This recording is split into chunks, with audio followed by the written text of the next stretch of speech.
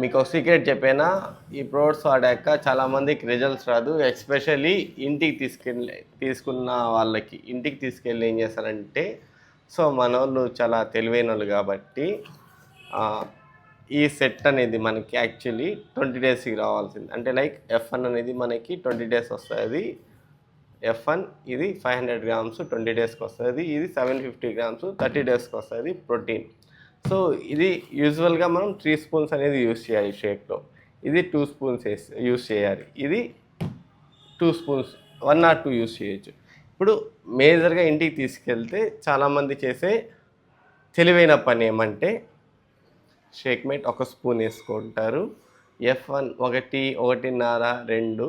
So bottle అయ్యే కొందికి తగ్గుతూ ఉంటుంది. ప్రోటీన్ 1 or 2 వేసుకోవాల్సి సగం వేసుకుంటారు. మళ్ళీ రోజు షేక్ వాడతానని చెప్తా అంటారు, మళ్ళీ బరువు తగ్గలేదు, రిజల్ట్స్ రాలేదనేసి వెళ్ళి సెంటర్లో గొడవ పడుతూ ఉంటారు.